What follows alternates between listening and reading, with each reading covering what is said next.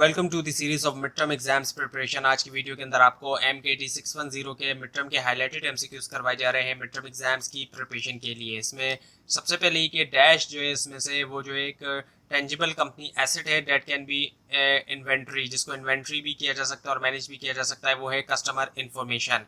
उसके बाद ये कि बोथ डैश दोनों जो चीज़ें हैं इन ऑप्शंस में से डिपेंड ऑन, वो डिपेंड करती है किसके ऊपर, इलेक्ट्रॉनिक इन्फॉर्मेशन के ऊपर जो कि कलेक्ट की जा चुकी है कस्टमर के बारे में in place of human knowledge, build करने के लिए मैनेज करने के लिए रिलेशनशिप, वो है CRM एंड ECRM।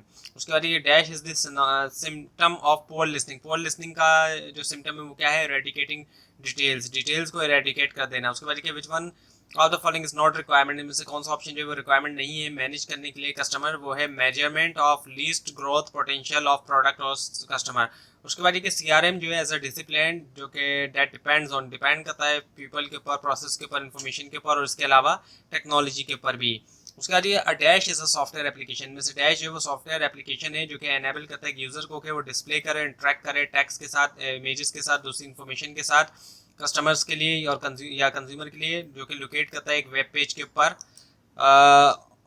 वेबसाइट के ऊपर, वर्ल्ड वाइड वेब के ऊपर या फिर लोकल एरिया के ऊपर। वो होता है वेब ब्राउजर के जरिए ही ये सब होता है। उसके बाद ये कि which one of the following is not a part of sales application, में से कौन सा जो है वो सेल्स एप्लीकेशन का हिस्सा नहीं है, वो है बजटिंग एंड फोरकास्टिंग।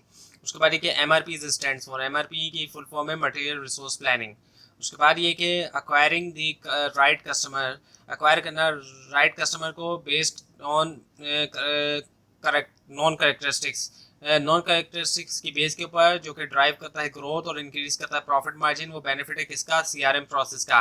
उसके बाद ये correlate, combine, cognise and dash, ये जो है फोर सीज, ये 4 C's हैं CRM प्रोसेस के, सो इसमें कनेक्ट भी आ जाता है। उसके बाद ये कि क्विकर अटेंशन और जो रेजोल्यूशन है कंप्लेंट की, उससे क्या होता है? स्ट्रॉन्गर कस्टमर रिलेशनशिप होता है। उसके बाद ये ऑर्गेनाइजेशन विन बैक प्रोग्राम जो है वो क्या होना चाहिए? रिवार्ड बेस्ड होना चाहिए। उसके बाद विच ऑफ द फॉलोइंग, इनमें से कौन सा जो है वो नहीं है जनरल पर्पस CRM का? वो है purpose of CRM is not developing process and procedure for interacting new customers. उसके बाद ये जोग्राफिकल कंसंट्रेशन का मतलब क्या है? स्पेसिफिक जोग्राफिकल एरिया, एक खास जोग्राफिकल एरिया। उसके बाद ये सर्विस डेफिशिएंसी जानी जाती है किसके तौर पर? Identified in sufficiency of service. उसके बाद ये जो फ्रंट एंड CRM सिस्टम है कवरिंग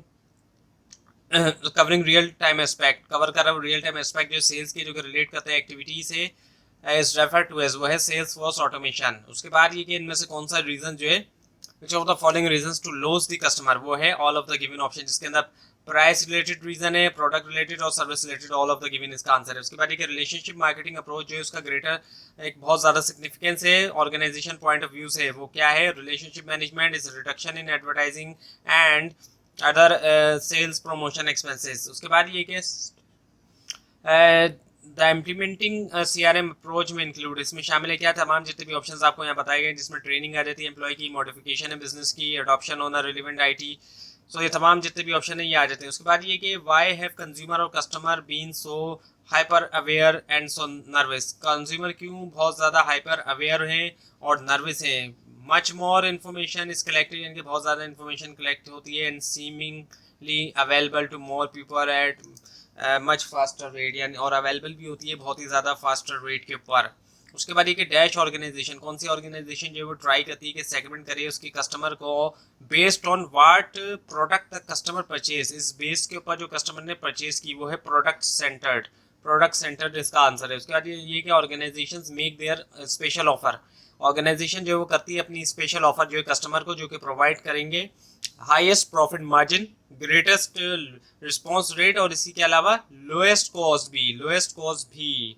उसके बाद ये कि अगर मिस्टर ए बाय करते हैं 1000 आइटम्स एक सुपर स्टोर से, प्रॉफिट मार्जिन जो है सिर्फ ₹1 का ही है हर आइटम के लिए, और मिस्टर बी बाय करते हैं 500 आइटम्स सेम स्टोर से, लेकिन प्रॉफिट जो है जारी बात है ₹5 है। सो कौन सा कस्टमर ज़्यादा वैल्यूएबल है? ऑब्वियसली बात है मिस्टर बी ज़्यादा वैल्यूएबल है, क्योंकि ₹5 पर आइटम है प्रॉफिट उनका बाय करने का।